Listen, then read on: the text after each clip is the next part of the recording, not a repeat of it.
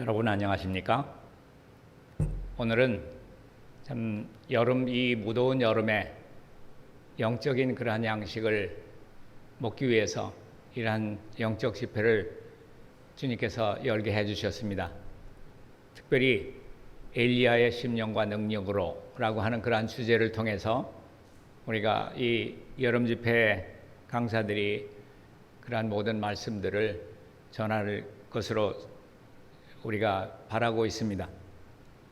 오늘 말씀 중에서 본문의 말씀은 누가복음 1장 17절 말씀입니다.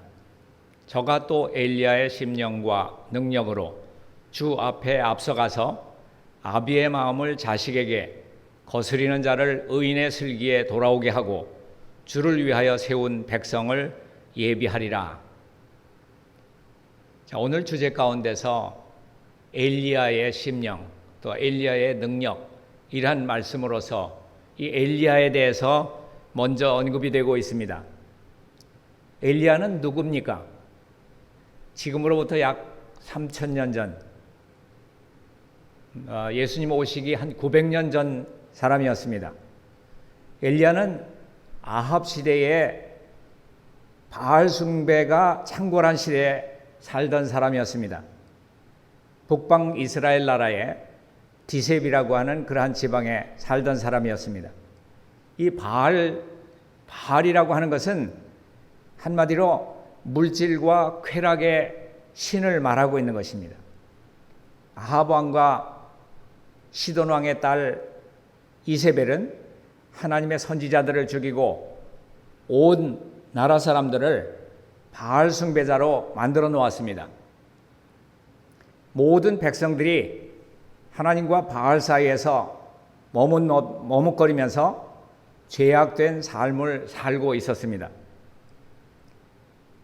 백성들은 이렇게 살면 안 되는데 하면서도 시대의 분위기가 이러하니 어쩔 수 없지 않는가 하는 그렇게 생각하면서 적당히 타협하면서 살아가고 있었습니다. 이때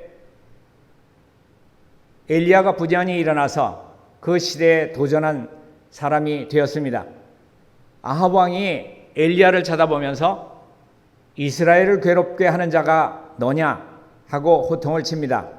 열왕기상 18장 17절 말씀에 보면은 이 북방 이스라엘의 왕인 이 아합 왕이 을 아주 죽이려고 하는 그러한 마음까지 가지면서 호통을 치고 있습니다. 그러나 엘리야는 왕을 겁내지 않고 담대하게 대답하고 있습니다. 내가 이스라엘을 괴롭게 한 것이 아니라 당신이 괴롭게 했으니 이는 여호와의 명령을 버렸고 당신이 바알들을 따랐음이라. 왕이여 우상 숭배의 죄를 회개하시오. 또한 백성들의 죄도 분명하게 책망을 하고 있습니다. 너희가 어느 때까지 둘 사이에서 머뭇머뭇하려느냐? 여호와가 만일 하나님이면 그를 따르고 바알이 만일 하나님이면 그를 따를지니라. 18장 21절에 나온 말씀이죠. 바알과 아세라 선지자 850명을 갈멜산으로 불러 모아서 도전장을 냈습니다.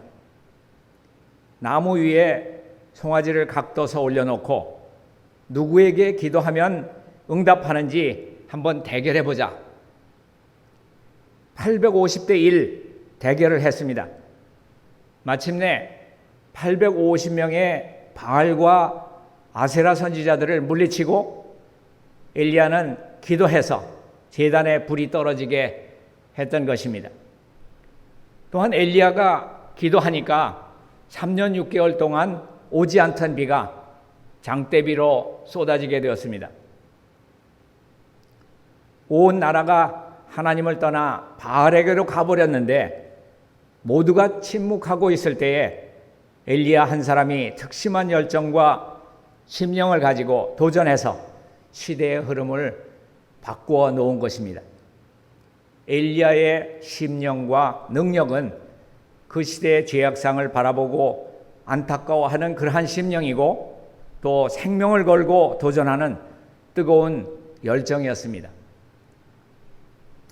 그러면 신약 시대에 와서는 침례 요한이 바로 이런 엘리야의 심령과 능력으로 주 앞에 먼저 와서 아버지의 마음을 자식에게로 거스리는 자를 의인의 슬기에 돌아오게 하고 주를 위해서 세운 백성을 준비한다는 것이 기별이었습니다. 실제로 침례 요한은 엘리야처럼 백성들의 죄를 무섭게 책망하고 있습니다. 이 독사의 자식들아, 누가 너희를 가르쳐 임박한 진노를 피하라 하더냐? 그러므로 회개에 합당한 열매를 맺고 속으로 아브라함이 우리 조상이라 생각하지 말라. 하나님이 능히 이 돌들로도 아브라함의 자손이 되게 하리라. 그는 또한 그 동생의 아내를 취한 헤롯의 죄도 분명하게 지적을 했습니다. 당신의 행위는 옳지 않다. 회개하라. 그렇게 말했다가 감옥에 갇혔지만은 조금도 두려워하지 않았습니다. 무엇보다도 그는 사람들이 예수님을 바라보도록 권면했습니다. 요한복음 1장 29절의 말씀을 보면 보라, 세상 죄를 지고 가는 하나님의 어린 양이로다 라고 예수님을 가리키고 있습니다. 이처럼 침례 요한은 죄를 무섭게 질책하는데도 백성들은 부담스러워서 피한 것이 아니고 오히려 적극적으로 나왔습니다.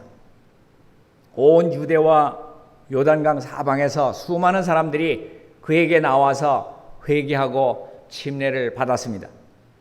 그는 아름다운 말, 듣기 좋은 이야기를 한 것이 아닙니다. 어떤 병 고치는 일, 기적을 베푸는 일, 신비한 일을 보여준 것도 아닙니다. 그런데도 왜 그 많은 사람들이 그와 같이 그에게로 몰려왔겠습니까? 이는 그에게서 하나님의 임재를 느꼈기 때문입니다. 죄인들을 부르시는 하나님의 안타까움과 사랑이 느껴졌기 때문입니다. 엘리야와 침례 요한의 공통점이 있다고 하면은 그 시대 백성들을 향한 뜨거운 지도자의 심령과 도전 정신이었습니다. 그 당시에 종교 지도자들은 오직 자기 배만 불리고 양들에게 관심이 없었습니다. 말씀을 깊이 연구하는 것도 아니고 세상과 구별된 거룩한 삶을 사는 것도 아니었습니다. 그래서 백성들에게 어떤 감화력도 주지 못했습니다. 그렇지만은 침례 요한은 비록 제사장의 아들이었지만은 안정된 삶을 추구하지 않았습니다. 황량한 광야로 나가서 의복은 낙타 토롯을 입고 허리에 가죽띠를 띠고 또 메뚜기 콩과 야생꿀, 석청을 먹으면서 기도 생활을 했다고 했습니다. 그는 하나님의 말씀을 열심히 연구하고 묵상하고 또 말씀 연구에 힘을 썼습니다. 또 15절에 보면은 포도주나 독한 술을 마시지 않았다고 했습니다. 이 말은 세상의 죄악된 문화를 멀리했다고 하는 말과 같습니다. 그가 더러운 죄를 멀리하고 말씀과 기도를 가까이 했을 때에 성령의 충만함을 입게 되었습니다. 침례 요한이 거룩한 삶을 살았을 때 거룩하신 하나님의 말씀이 위로부터 그에게 임했던 것입니다. 그 말씀은 강하고 뜨거웠습니다. 아합 왕에게까지 도전한 엘리야의 메시지와 같이 강력했던 것입니다. 갈멜산에 떨어진 불처럼 뜨거웠습니다. 불처럼 뜨겁고 강력한 그 기별 앞에 수많은 사람들이 통회하는 역사가 일어났습니다. 이로 말미암아 아버지의 마음을 자식에게 거스리는 자를 의인의 슬기에 돌아오게 하고 주를 위해서 세운 백성을 준비하게 되었던 것입니다. 그러면 셋째 엘리야는 누굽니까? 그리고 어떤 기별을 가졌고 어떤 마음으로 전해야 하겠습니까? 우리 초기문집 155페이지 가운데 보면은 말세의 진노의 날과 예수님의 재림을 선포하기 위해서 엘리야의 심령과 능력을 갖게 될 자들을 대표한다고 기록되어 있습니다. 주님께서는 침례 요한을 통해서 침례 요한을 그분 자신을 위해서 주님의 길을 예비할 한 사자로 세우셨습니다. 요한은 죄를 견책하고 규탄하는 일에 있어서 세상 사람들에게 단호한 증언을 했던 것입니다. 누가가 기록하기를 엘리야의 심령과 능력으로 주 앞에 앞서가서 아비의 마음을 자식에게 거스리는 자를 의인의 슬기에 돌아오게 하고 주를 위해서 세운 백성을 예비하겠다고 기록을 하고 있습니다. 이 범세계적인 그러한 배도의 시대에 하나님께서는 기별자들에게 엘리야의 심령과 능력으로 그분의 율법을 선포하라고 하십니다. 침례 요한이 그리스도의 초림을 위해서 한 백성을 준비시킬 때에 십계명으로 그들의 주의를 환기시킨 것과 같이 우리도 분명한 소리로 세 천사의 기별을 통해서 하나님을 두려워하며 그에게 영광을 돌리라. 이는 그의 심판하실 시간이 이르렀음이니. 선지자 엘리야와 침례 요한의 특징이었던 그러한 열성을 가지고 우리들은 예수 그리스도의 재림의 길을 예비하기 위해서 노력해야만 합니다. 이 엘리야의 심령과 능력으로라고 하는 그러한 말은 엘리야의 심령과 능력으로 침례 요한은 유대인들의 부패상을 공공연히 책망했고 유행하는 죄를 책망하는데 그의 소리를 높였습니다. 그의 설교는 분명하고 예리했고 설득력이 있었습니다. 많은 사람들이 그들의 죄를 회개하고 회개의 증거로서 요단강에서 침례를 받았습니다. 이것은 그리스도의 봉사를 예비하는 사업이었습니다. 이 충실한 선지자가 외치는 단순한 진리로 많은 사람이 죄를 깨달았지만은 반면에 빛을 거절한 사람들은 더 짙은 어두움에 휩싸이게 됐고 이로 인해서 그들은 예수님이 참된 메시아라고 하는 증거들을 외면할 그러한 준비가 되어 있었습니다. 이 엘리야의 심령과 능력으로 앞서가서 세상의 구속주께서 가실 길을 예비하는 특별한 사업을 하도록 되어 있는 침례 요한의 어린 시절과 청장년 시절의 특징은 어떤 능력인가 하면은 굳건한 도덕적인 능력, 그것을 지니고 있었습니다. 사단은 그의 성실성을 움직일 수가 없었습니다. 그의 능력은 하나님께로부터 온 것이었기 때문입니다. 시대소망 가운데 보면은 불화와 분쟁 속에서 광야로부터 한 음성이 들려왔다. 그 음성은 깜짝 놀라게 하고 가혹했지만은 희망이 가득 찬 음성이었다. 회개하라, 천국이 가까우니라. 이 말은 새롭고도 이상한 능력으로 사람들을 감동시켰다. 선지자들은 그리스도의 강림이 먼 미래에 있을 사건으로 예언했는데 그 사건이 가깝다고 여기서 선포되었다. 침례 요한의 이상한 외양은 청중들의 마음에 옛날의 선지자들을 연상시켰다. 그의 태도와 의복은 엘리야 선지자와 비슷했다. 그는 엘리야의 심령과 능력으로 국가적인 부패를 규탄하고 널리 퍼진 죄들을 견책했다. 그의 말은 직설적이고 예리하고 또한 확신시키는 힘이 있었다. 많은 사람들이 그가 죽은 사람 가운데서 일어난 선지자 중 한 사람일 것이라고 믿었다. 나라 전체가 뒤끌었고 많은 무리가 광야로 모여들었다. 예언은 반드시 성취될 것입니다. 주님은 보라, 여호와의 크고 두려운 날이 이르기 전에 내가 선지 엘리야를 너희에게 보내리니 라고 말씀하셨습니다. 이 말은 바로 우리 시대를 가리켜서 한 말씀이기도 합니다. 누군가가 엘리야의 심령과 능력으로 올 것이라고 하는 것을 말하고 있습니다. 누가 그 자리에 있게 되어야 하겠습니까? 그가 나타날 때 사람들은 그대는 너무 열렬하고 그대는 온당한 방식으로 성경을 해석하지 않는다.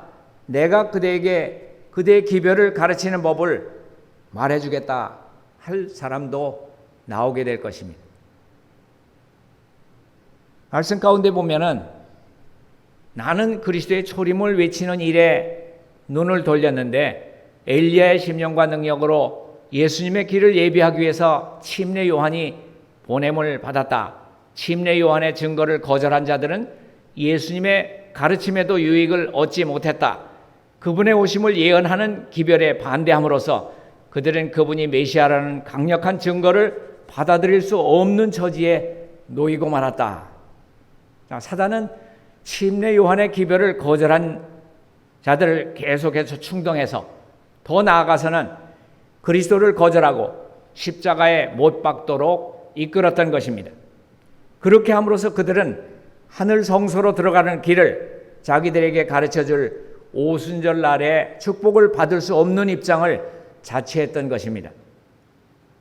성소의 휘장이 찢어짐으로 유대인의 희생과 의식을 더 이상 받아들이지 않는다는 것을 나타내 보이셨습니다. 큰 희생이 치러지고 그것이 받아들여졌고 오순절날 내린 성령은 제자들의 마음을 지상의 성소로부터 하늘 성소로 향하게 했습니다. 그곳에서 예수님께서는 자신의 속죄의 은사를 제자들에게 베풀어 주기 위해서 자기의 피를 가지고 오늘도 중재하고 계십니다. 그러나 유대인들은 캄캄한 암흑 가운데 있습니다. 그들은 구속의 경륜에 대해서 보존해온 모든 빛을 잃어버린 채 쓸데없는 그러한 의식과 희생제도를 신뢰하고 있었습니다. 하늘 성소가 지상 성소를 대신했다고 하는 것을 그들은 전혀 몰랐습니다. 그렇기 때문에 그들은 거룩한 처소에서 그리스도께서 행하고 계시는 중재로 인한 그러한 은사를 받을 수가 없게 되었습니다. 그러면 무엇 때문에 침례 요한이 위대하게 되었을까? 왜 침례 요한을 엘리야의 심령과 능력으로 올 사람으로 대표했을까? 이 말씀은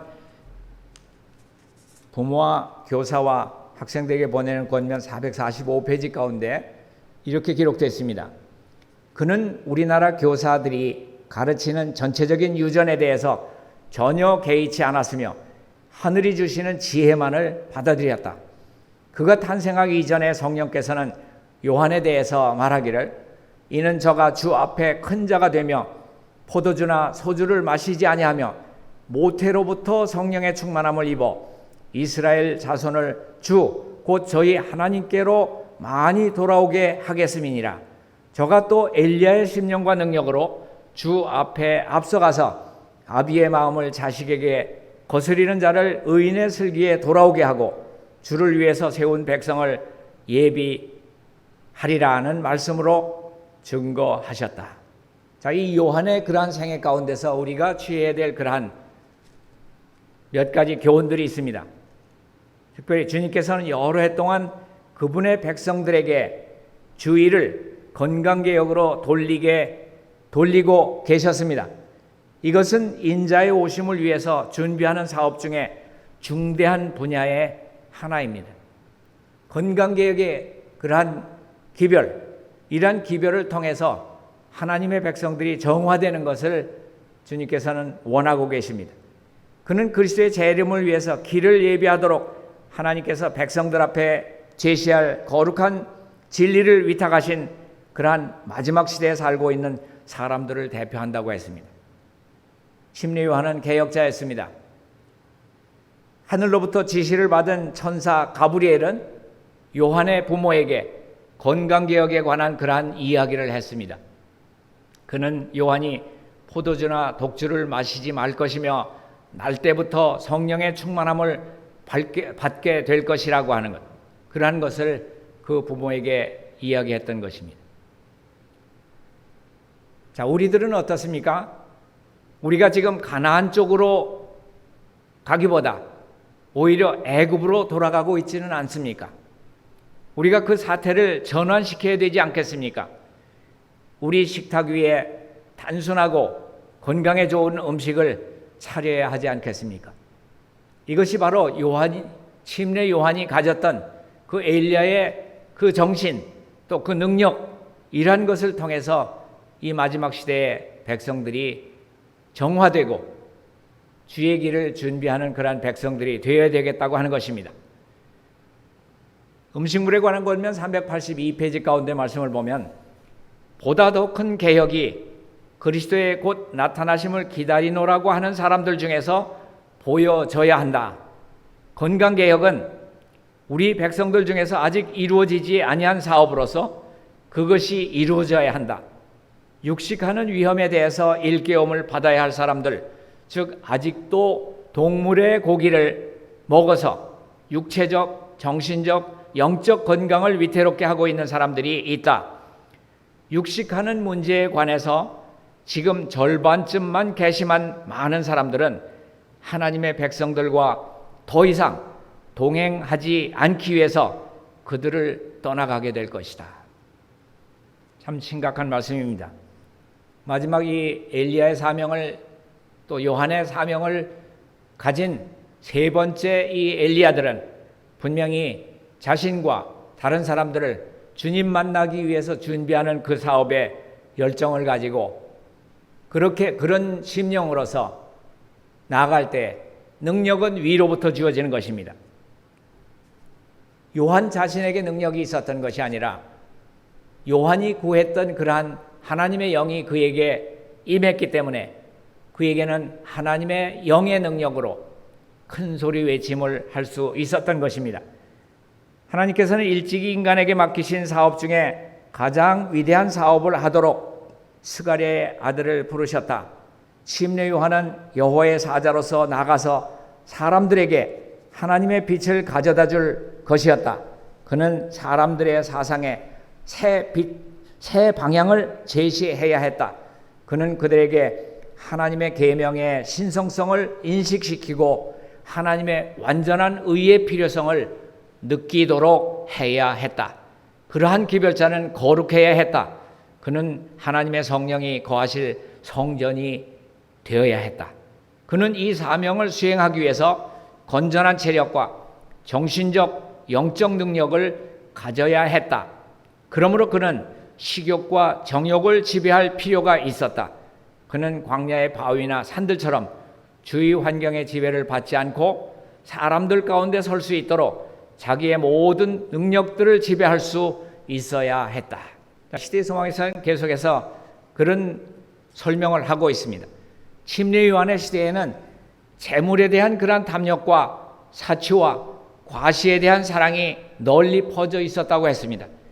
관능적인 쾌락, 먹고 마시는 잔치가 육체의 질병과 쇠퇴를 일으키고 그러한 영적 감각을 흐리게 하고 죄에 대한 감각을 무디게 만들고 있던 시대였습니다. 침례 요한은 개혁자로서 설 것이었습니다. 그는 그의 절제의 생애와 검소한 의복으로 그 시대의 부절제를 책망해야 했습니다.